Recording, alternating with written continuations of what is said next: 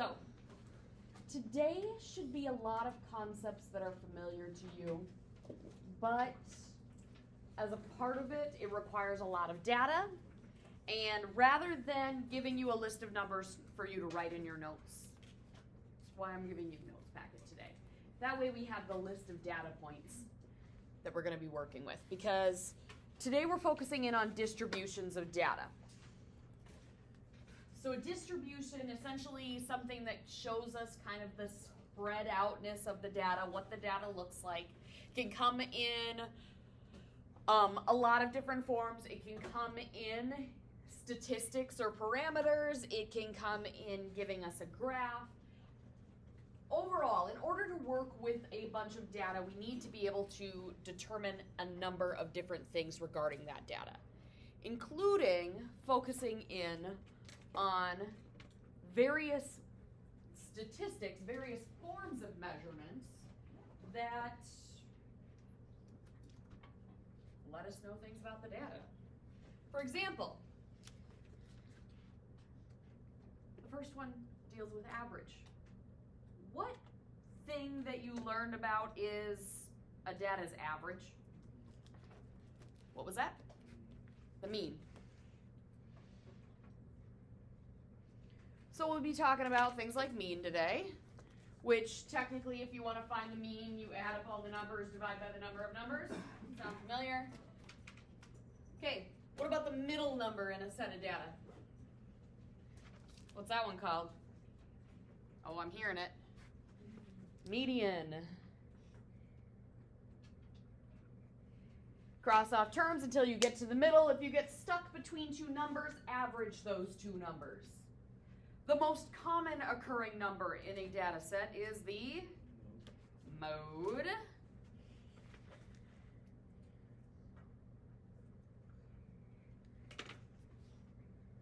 Distance between the biggest and the smallest number in the data set.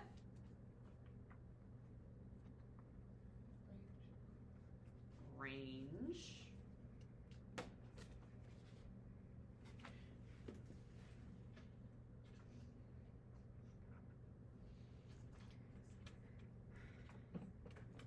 And the next one, I'm curious if we'll get it. The statistics used to measure how dispersed a set of data is compared to the mean. In other words, how spread apart the data is compared to the mean. Do you remember this one? It's two words. First one starts with S, second one with D. Standard deviation. Shoot, nope. Not standard deviation, my bad. I need to read the rest of the description. Standard deviation does do those things. It really does. That, like, it's not wrong in that sense. I missed the second part of what it says here. The fact that it's not commonly used outside of higher level statistics. That's the variance. My bad. The next one, which talks about the statistics used to measure the spread outness of the data, that one's standard deviation. Standard deviation and variance measure the same thing. The difference between them is variance. Like I said, it's used in higher order statistics because of the fact that variance oftentimes is used to compare data sets that are a little more dissimilar to one another. While standard deviation is used for data sets that are similar to one another in what they're measuring. And so in all technicality, the standard deviation is the square root of the variance. Okay, we also have the first and third quarter points within the data. Starts with a Q.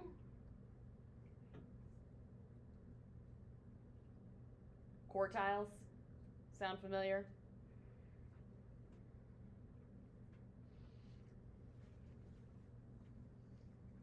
And the middle 50% of the data is the interquartile range.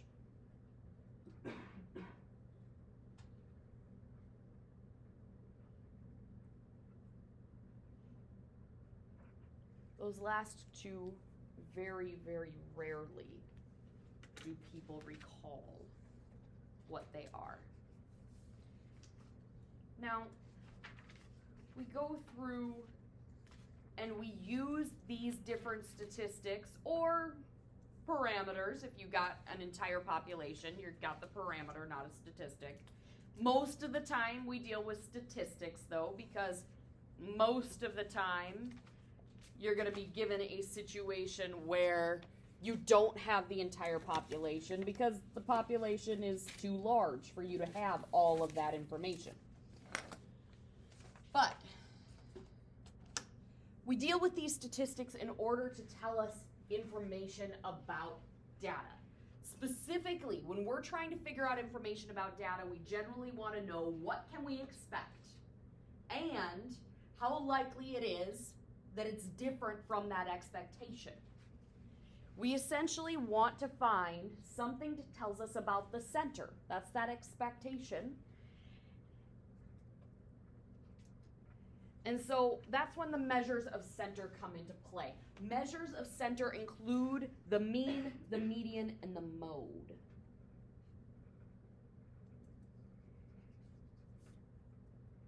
Those are all the different data points that kind of give us that expectation of what's going to happen. Now, there are different times where a mean is better than a median, or a median's better than a mean, and even a mode in situations. If you're just trying to find out which one is the most probable to happen by like legit probability sake, you're talking about the mode.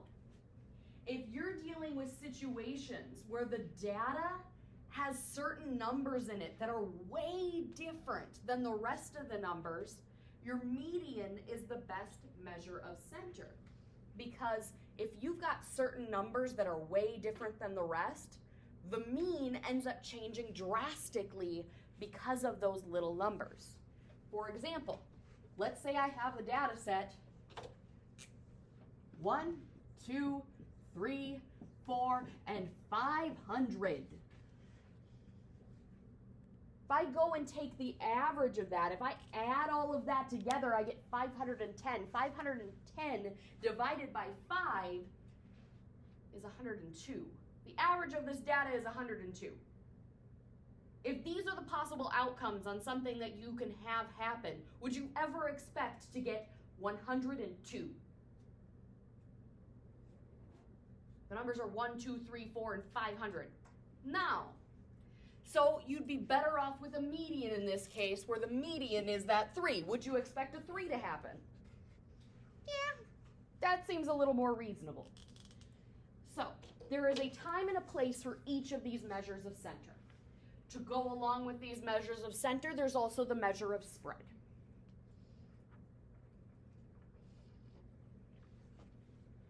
The measures of spread tell you how likely it is that you're going to get that measure of center to happen, because it tells you the dispersion of the data. The measures of spread include the range,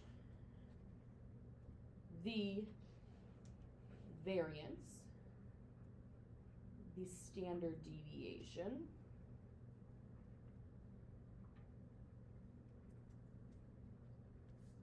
and the interquartile range.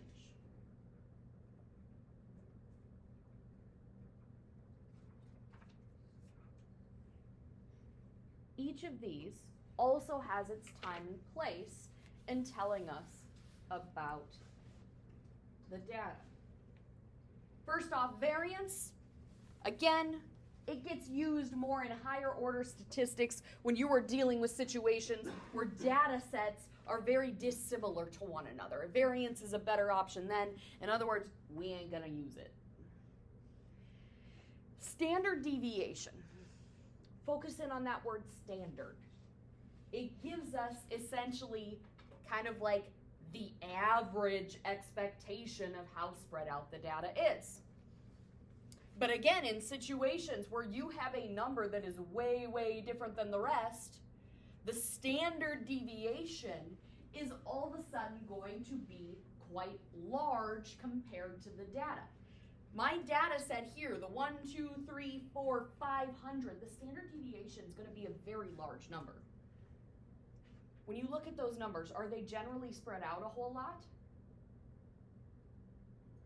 One of them's obnoxiously spread out, but on average, they're one apart from one another. When you have these numbers that don't fit in with the rest, by the way, they're known as outliers. When you have outliers in your data, standard deviation is not the best option. That's when we work with range and interquartile range. The range of this is 499. Doesn't tell us a whole lot either. But the interquartile range, here my quarter points would be the 2 and the 4. The interquartile range is 2. Telling me that the middle 50% of the data is only 2 numbers apart. That, actually, no, it's bigger than 2. I made a mistake in that calculation in my head because of the fact that there's an odd number of numbers. It makes you have to do something slightly different. But the interquartile range in this case is significantly smaller. It's going to give us the better situation. So range and interquartile range, generally those get used together to tell us the overall spread of the data and the spread of the middle 50%. And then standard deviation works well when there's not an outlier. Now, with that a little bit more, when we're looking at what can we expect and how spread out the data is, when you have outliers especially, you're going to want more information because you're going to want to know why it is in a data set that you're probably not going to know all the data from.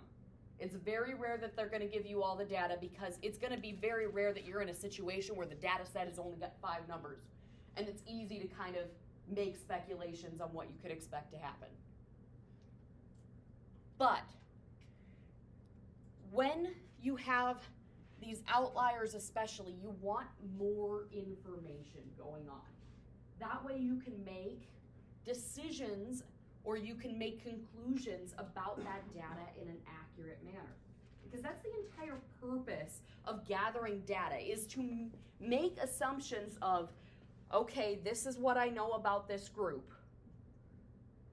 Just in pure numbers, what does that mean about, if it was the entire population, what does that mean about that group? Or if it was a sample, what does that small group tell me about the large group?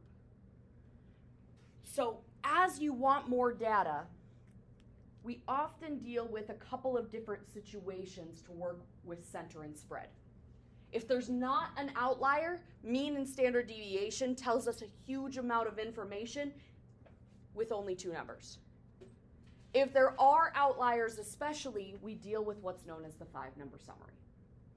The 5-number summary is made up of the minimum, the first quartile,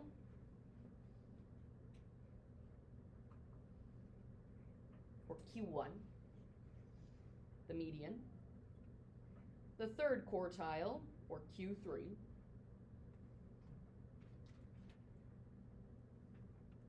and the maximum. By giving me these 5 data points, I am able to calculate a measure of center with the median. It's given straight to me. A measure of spread with both the range and the interquartile range, because the range is max minus min, and the interquartile range is the third quartile minus the first quartile. It gives me all that data, but it also lets me look at these individual points.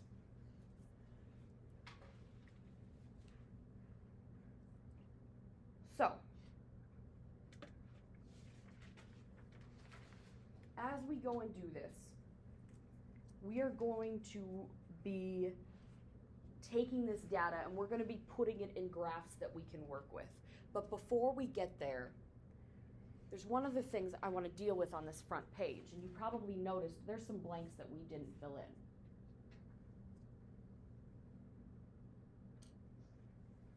When you work with larger sets of data, it's important to be able to get technology to do some of the work for you, especially with certain calculations such as variance and standard deviation. The formulas for variance and standard deviation are not the friendliest formulas. There's going to be times where we have to do them, but they're not my favorite. Though I will tell you right now, depending upon the data, there's also different formulas for each of them. To find the standard deviation in a distribution that is binomial versus finding the standard deviation in a general probability distribution versus finding the standard deviation of just a general set of data is different from situation to situation. Today we're focusing in on just given general data. And when we're given general data, if I'm given enough numbers, it's better to have the technology do the work for me.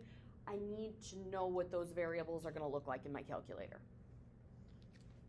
Mean in a calculator will be the variable x bar. It'll look like an x, and it'll literally have a bar above it. Almost like the segment bar that you dealt with in geometry. Median in a calculator is med. Mode in a calculator doesn't show up in all calculators. TIs, I'm sorry, it's not going to tell you the mode. The mode is the most commonly occurring number. Do you think you can look for which number shows up the most often? Yeah. Casio's, it actually will tell you the mode though, and it's MOD. The only thing that I will warn you about that tends to mess with people on the Casios with finding the mode is if there is a mode, it will not only tell you mode, it will tell you something after it, like F equals 1, and that's frequency. It's how often that mode showed up. If there's multiple modes, it'll tell you both of them, and it's got a lot of extra variables with it. In general, it's just the most common occurring one. Variance is given by the variable sigma squared. That is a lowercase sigma. We dealt with capital sigma back with sequences and series. Capital sigma meant add up all the terms. It will come back in this chapter too. Lowercase sigma, on the other hand, deals with variance and standard deviation. Because standard deviation is the square root of the variance, the square root of sigma squared is just sigma. Now, this is technically if you're working with a population.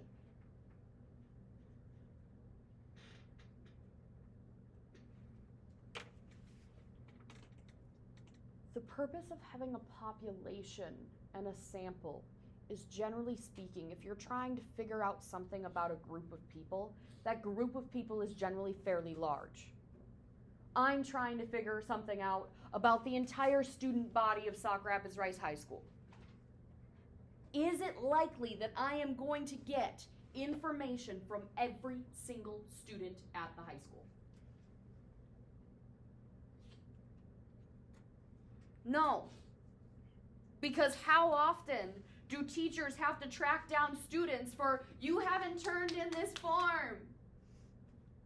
How likely is it that I'm going to get data from every single student? Heck no. So that's why I pick a sample.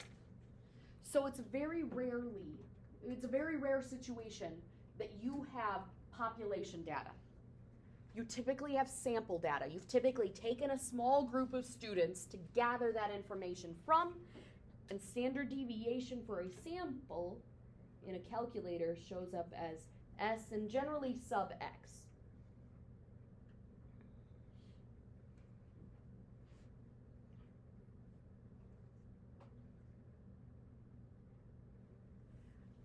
We will be using this when it comes to straight data.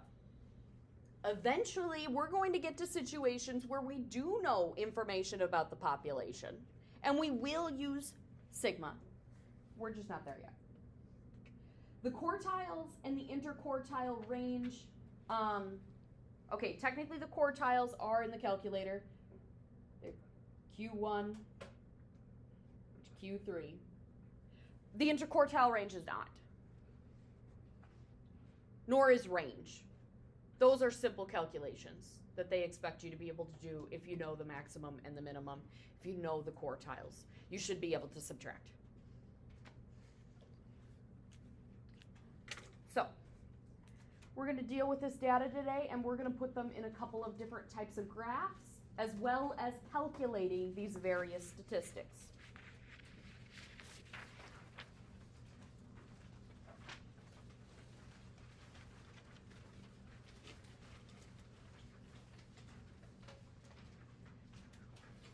The first type of graph that we're going to talk about a little bit today is the graph that gives a visual representation of the 5-number summary. It's known as a box and whisker plot.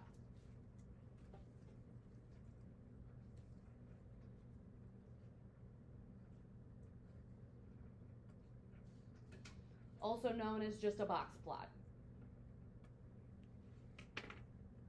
You would have done these last year.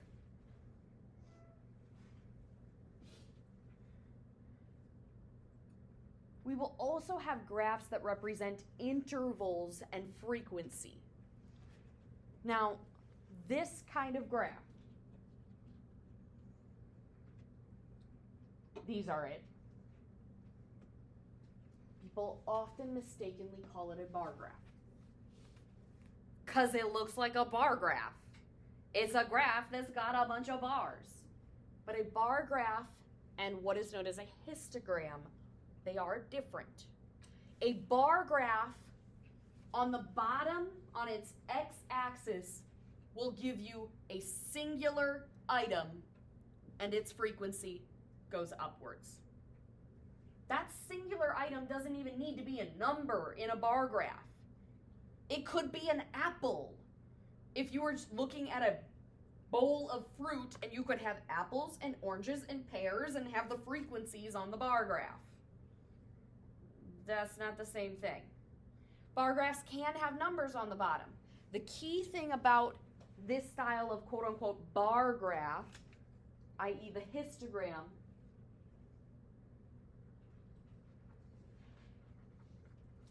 is that that x-axis represents intervals. Along the bottom, it will have intervals in which you're looking for the frequency. So it'll have something along the lines of, from 0 to 5, this is how many there are. And from 5 to 10, this is how many there are, etc. And another key thing is about those intervals is all of those intervals are the same width. In other words, from 0 to 5, from 5 to 10, from 10 to 15, you cannot do something like from 0 to 5 and from 5 to 15 and from 15 to 48. No. Equal intervals.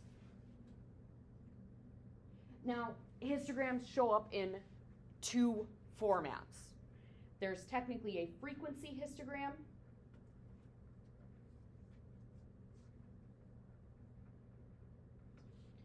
which tells me the frequency. It tells me how often something happens.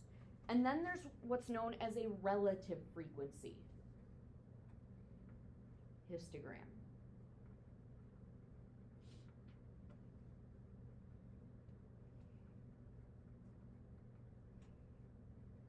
The frequency histogram shows me how often. The relative frequency tells me what percentage of. It tells me how often something happens relative to the entire group by the form of a percentage.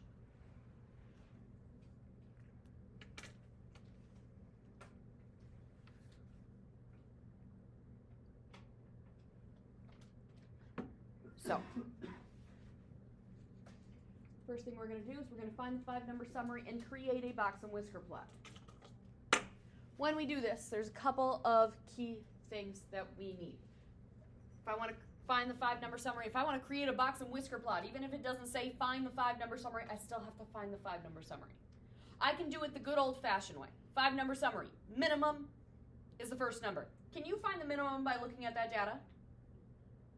I hope so. It's the smallest of the numbers. The last one is maximum. Could you find the maximum by looking at it? I hope so. It's the biggest number. The middle one is the median. Do you think you could find the middle number?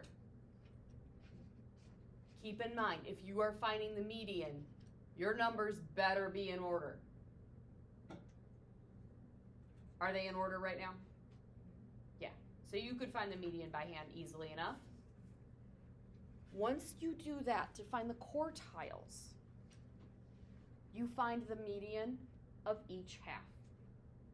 If the median is a number directly in the data, that number does not go into either half. And when I go to find the quartiles then, I find the median, the middle of each half. In this case, it would be like 1.5. In this case, it would be smack dab between 4 and 500.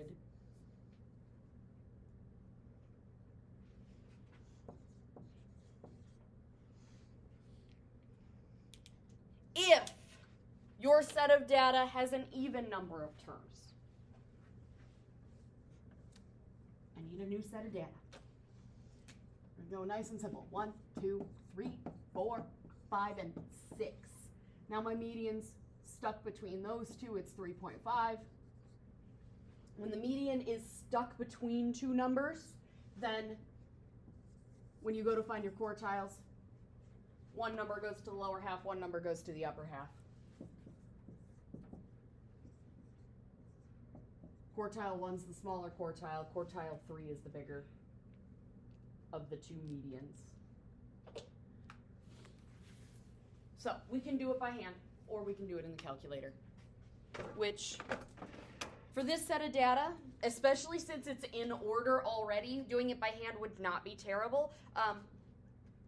Bigger sets of data, we're going to want the calculator. Now, it does not matter if you have a graphing calculator or a scientific calculator. I know I said to grab the graphing calculator because the graphing calculator tends to be better overall for it, but even the little baby TIs or the other little baby calculators, you still can put data in them and you can still find the important data pieces. If you want to know how to do it on your calculator, because you have a little one, whether it be this one or a different one, ask me. I will be happy to show you. The reason I don't focus on the little ones, though, is it's not uncommon that the little ones are missing a data piece here or there. Okay. So, first off, you got to get into the statistics menu. On the TI, it's really easy. They got a button that says Stat. Stands for statistics. On the Casio, you have to always go back to your main menu. Then it gives you all the different options. Run matrix is your basic calculator. If you haven't figured that out by now, hey, run matrix is the thing you go back to when you're trying to type stuff in. Statistics is number 2.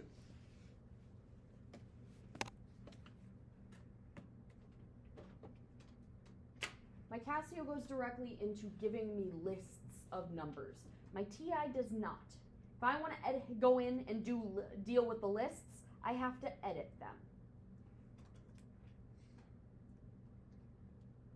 My calculators have a lot of information in them already because I use them a lot for a lot of different things. If you want to get rid of it, on the TI, you can go one by one and click delete. It's a pain in the butt, but it'll work. The other option, and be careful of this because it's one of the most common things that people screw up their calculator on. Go up to the name of the list.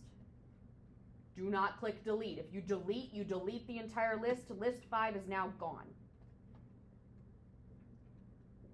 And then I have to go through and I have to mess with your calculator to get it back.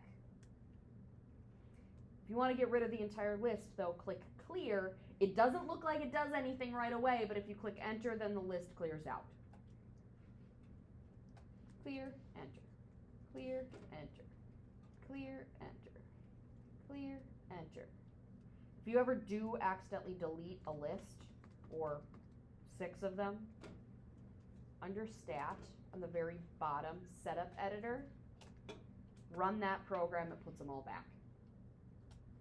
But if they had numbers in their list, the numbers would still be there. So don't just run an endless cycle of deleting the list and putting it back. That's not helping anyone. On the Casios, you got to get used to the fact that on a Casio, your menu shows up here and you're using your function buttons to travel through it. If you see this arrow on the far right, it means there's more to that menu. F6 scrolls to more things. If I use F6, I get a delete option and a delete all the option. Yours probably says del and del all, or del A, I think. Click that. Do you really want to delete the entire list? Yes, I absolutely do. Yes, I absolutely do. So, clear out our data lists. From here, I can type in data. I got a list of data right here. Press the number, click enter, it goes down to the next one, or execute whatever calculator you have. What you typically use as an equal.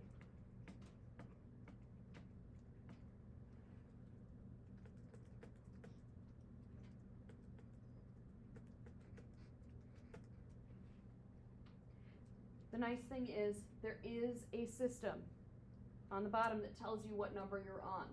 I am currently sitting on, in list 1, the 12th item, and it's blank. Casio, same thing. I'm on the 12th item and it's blank, meaning there's 11 numbers in this data set. If you're not sure that you did something correctly, the most common thing that people do is they accidentally do something like, I'm going to put the 7 and the 8 in, and then they do 78, and then all of a sudden my data set would be one number short. It's kind of an indicator of if you did something right. Okay, once I've got it in there, I want to calculate something. So I need to get into my calculate menu. On the TI, everything you deal with in statistics goes right back under that stat menu. So once you got your data in, click stat again, and it brings up a list of menus. I want the calculate menu.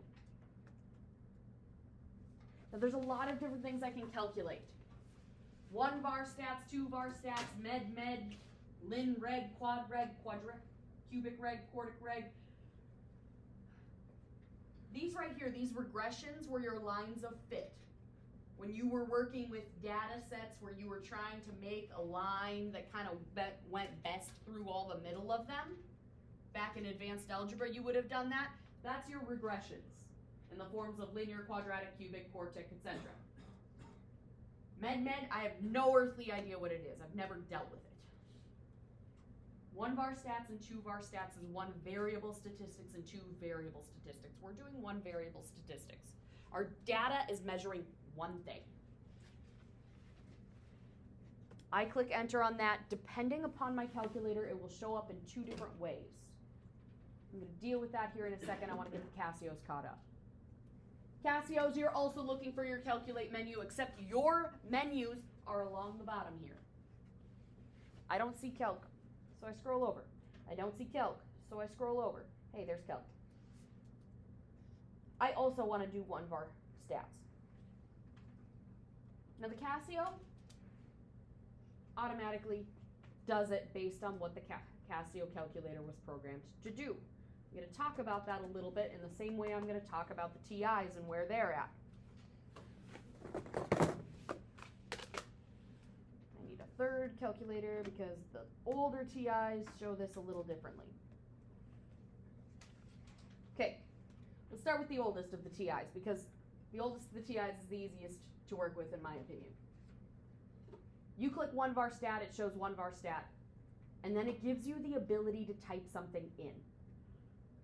What it is giving you the ability to type in at this point is for you to change which list it's doing the calculation for.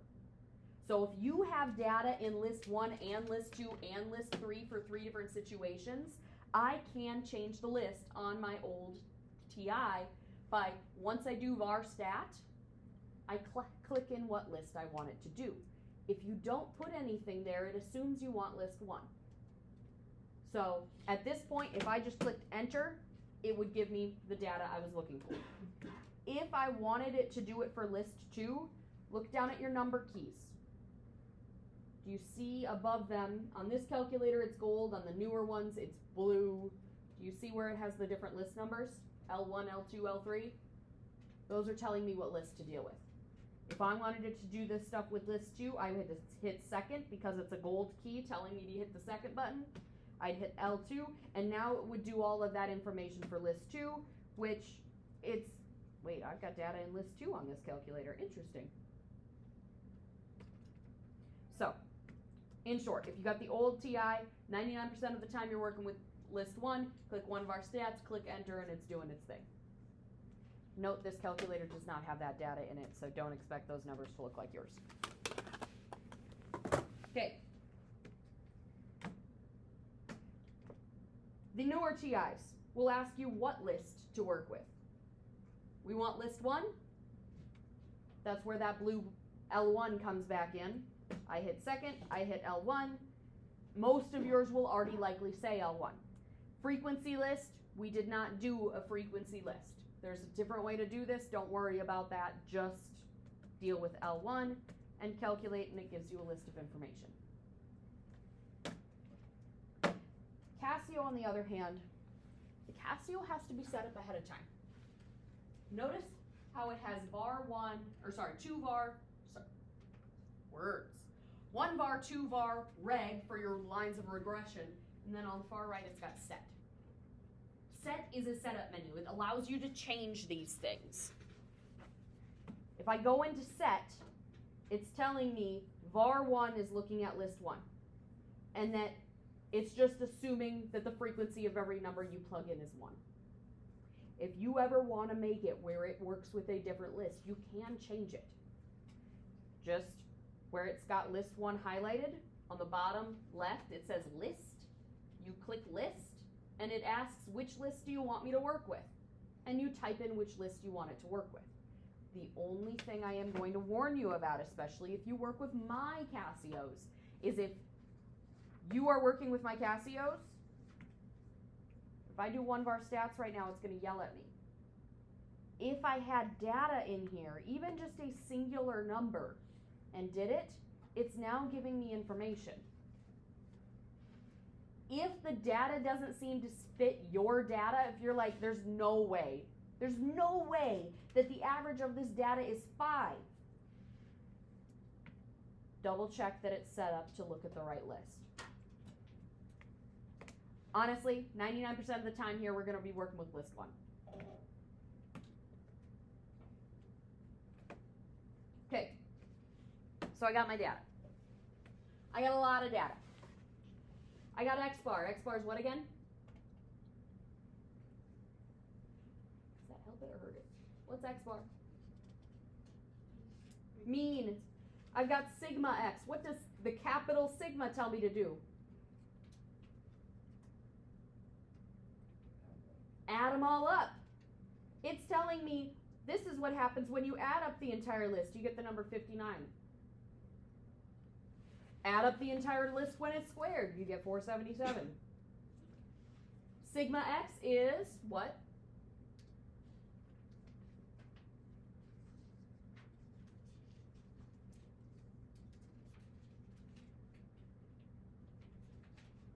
What's sigma?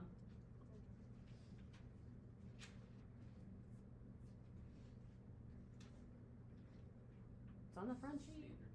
It's the standard deviation, but it's the population version. SX, also standard deviation, but the sample version. N is the number of terms in that list. There's 11 of them. Scroll down. Minimum of the list. Q1, med, Q3, max. It's my 5-number summary. My TIs are giving me the same data up until there. But then my calculator now continues and tells me the mode. If you've got a TI, it doesn't tell you the mode. It stops at the 5-number summary when you scroll down.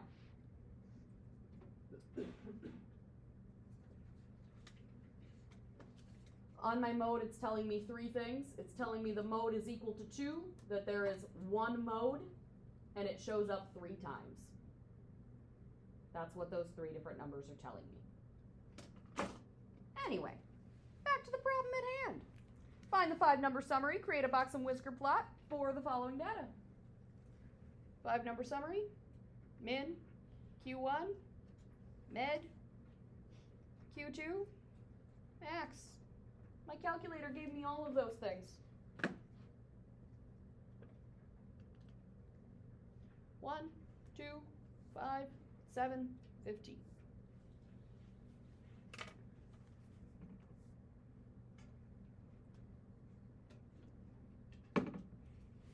Is there anyone that is not getting that information out of their calculator right now?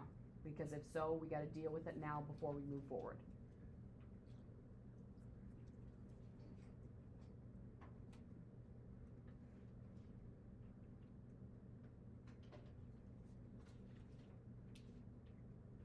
Okay.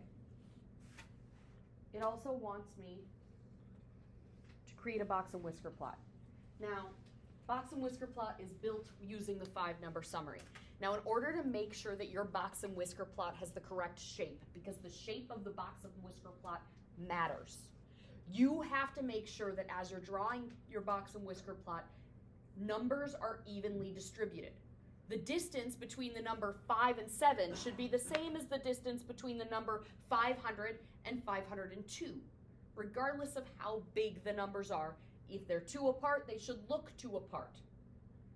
But more commonly, the problem that I have is these numbers are 2 apart, they're this big. These numbers are 500 apart, it's this big. That's a problem. So in order to do that, one of the things you should have is you should have a number line to deal with. Say graph means a number line. It's essentially the x-axis for your box and whisker plot. We don't draw on a y-axis because the height of a box and whisker plot makes no difference whatsoever. If you want to put a y-axis on there, sure, go for it. It's just not going to mean anything. Okay. I make a scale. It doesn't have to be perfect, but it does need to be as consistent as you can draw easily to spread out your numbers. I'm gonna just start at 0 and start counting by 2s. Why? For no particular reason other than I know I need to get numbers between 1 and 15, and I don't literally want to count 1, 2, 3, 4, 5, 6, 7, 8, 9, 10, 11, 12, 13, 14, 15 and write that all out. So I'm skipping a little bit. I don't care what you count by. I don't care what number you start at, what number you end at, as long as they're reasonable for the data that you have. That should be a 16. Box and whisker plot looks something like these.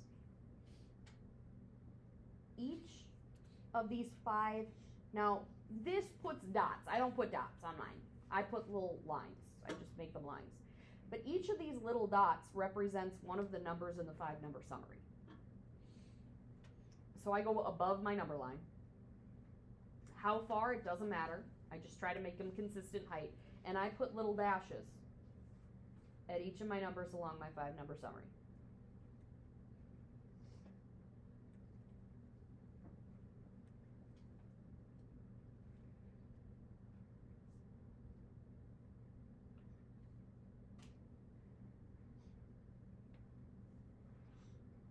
The middle 3 numbers, the middle 3 dashes, create the box. The outside ones create the whiskers.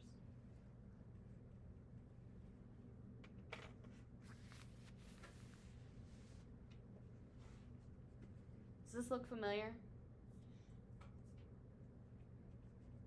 Maybe. Kind of remember making box and whisker plots before? Different teachers do it a slightly different manner.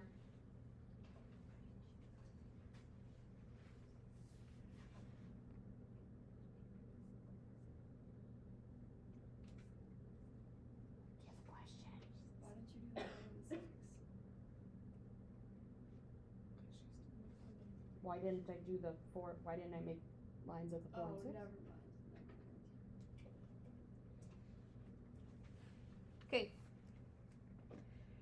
By the way, the box is the interquartile range. The entire size of it tells me information about the range.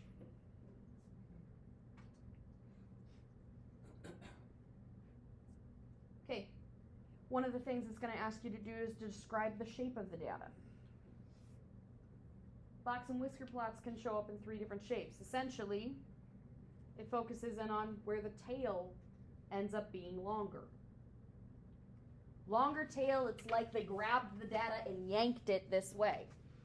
Outliers especially do that to data, is they yank the data in one way or another.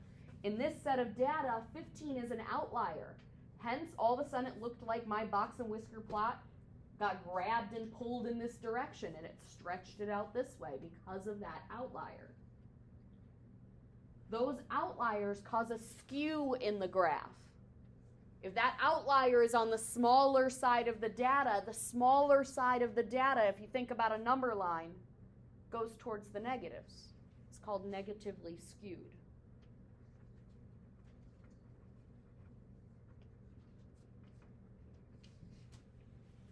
If it got pulled in the other direction, on a number line, that's the positive side, it's called positively skewed.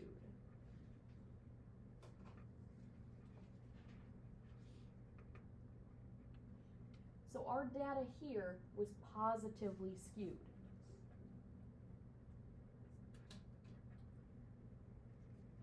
Because that 15 outlier caused the data to all of a sudden look a little different. Now, when you have an outlier, when you have that skewed, that mean gets pulled in that skewed direction.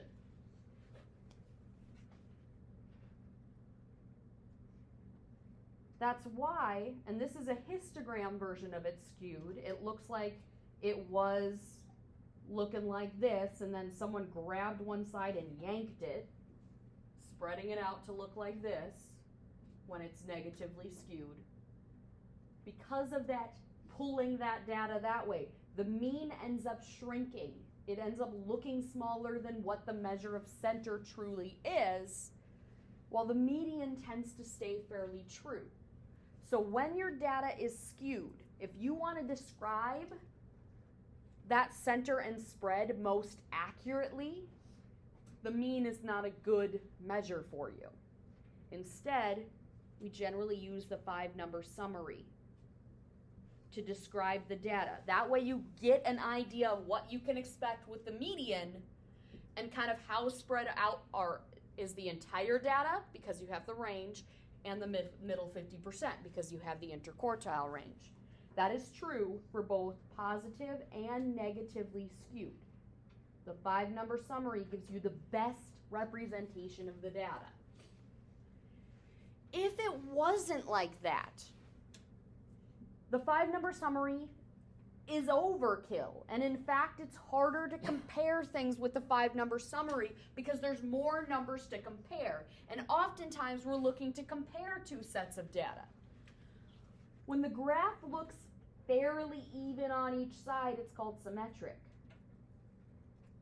Now, it doesn't have to be perfect to be symmetric. It just has to look like there wasn't one side that got drastically yanked in one direction.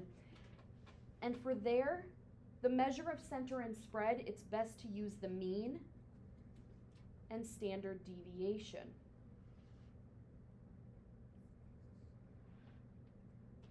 Because the mean and the median are going to be fairly close to one another when it's symmetric data. In fact, a perfectly symmetric set of data will be the exact same between the two. But this gives us fewer things to compare between 2 sets of data.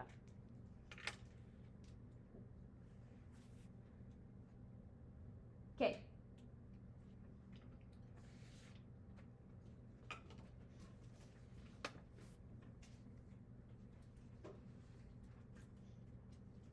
So,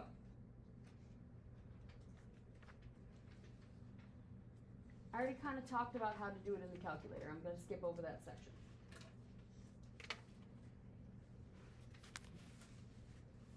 Got an example of this, and technically we do still have histograms. Unfortunately, going too long. Okay.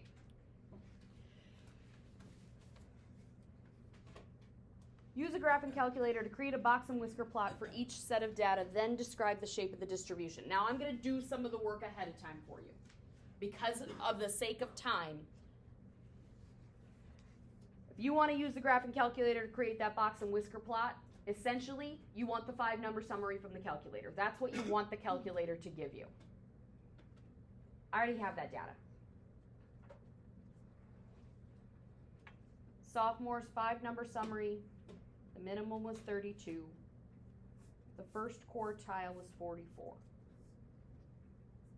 The median was 47.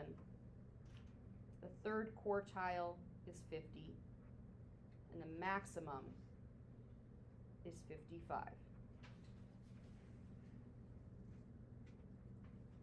Now, if I want to compare two sets of data, which I am going to on this one, my comparison of the two sets of data, what I use to compare them with, is going to be either the 5-number summary or the mean and standard deviation. Which it is depends upon the shape of each distribution. Do we currently know the shape of each distribution?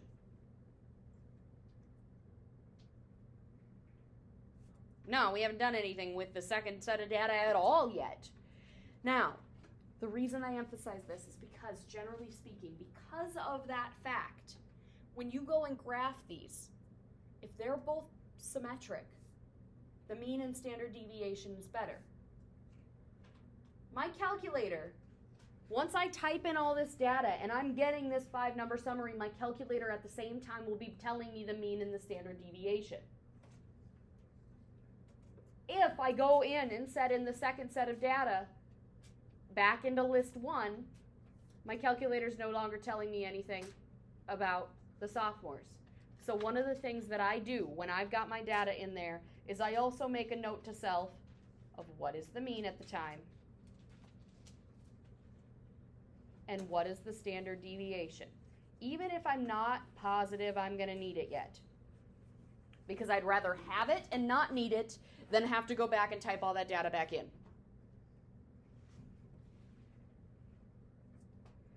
For the juniors, the 5-number summary was a minimum of 38. First quartile is 41.5.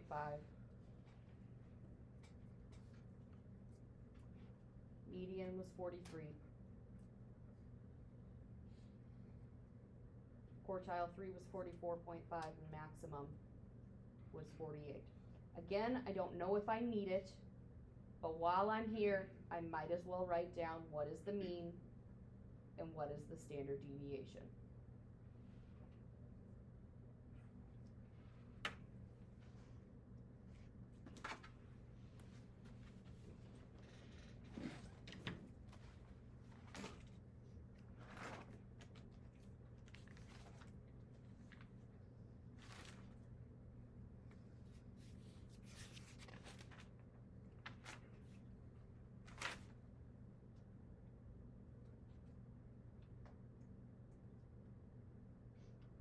You know what? We have time in our schedule. I'm going to continue to go through this problem. I'm not going to give you homework today. We're going to finish 11.2 on Tuesday next week because we don't have school on Monday. So, just for the sake of what we're doing, because I know you guys have done box and whisker plots before. I know you've done histograms before. But the reason we bring them back in this class is to give you more depth with them. And if I'm rushing through this, I'm not giving you any depth. So, to give it the time it needs, we're going to continue this through Tuesday. We're going to do a little bit more with this problem, though. We're not quite done. Okay. So, back to where we were. I've got my 5-number summary for each. And then while I was at it, I wrote down the mean and standard deviation so that I didn't have to go back and type the data back in and make it do all the things again. I saved myself some time just in case I needed it. We want to create a box and whisker plot. Now, when you've got two sets of data that you're creating a box and whisker plot for, generally what you're going to do is you're going to draw one box and whisker plot here and you're going to draw the other one above it. Doesn't matter which one goes on top, which one goes on bottom, but you're going to draw them in regards to the same number line. So I need a number line that's going to fit all of my important numbers, which means it needs to go at least as small as 32 and at least as big as 55. Look at both minimums, look at both maximums.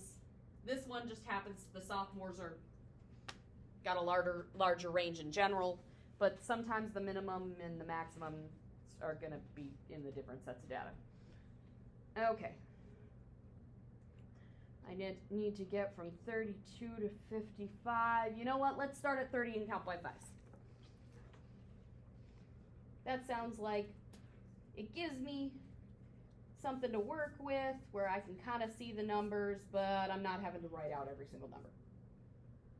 Try to make them relatively spread out, relatively evenly spaced is what I meant to say. And I try to kind of use up my space because I definitely don't want tiny little box and histograms to look at and try to figure information out.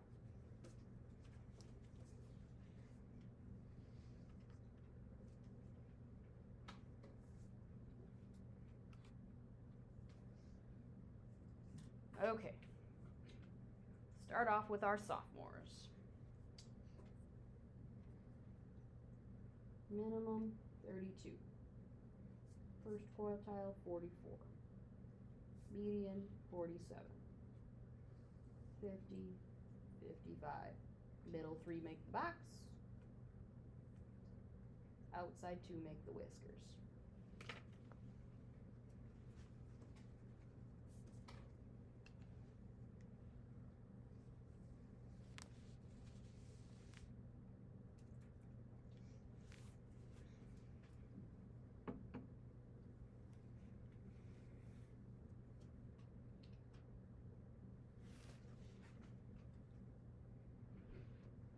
It's not a bad idea to label that graph so you know which one's which without having to look back at the data.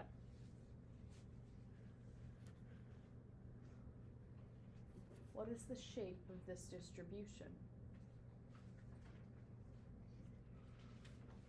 Shaped is 3 options: symmetric, positively skewed, or negatively skewed.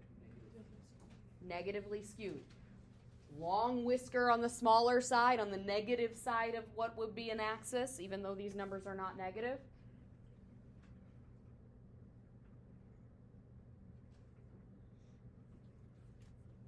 Right next to it that it's negatively skewed. Okay, juniors, I'm just going to do up a little higher. 38, 41.5, 43, 44.5, 48.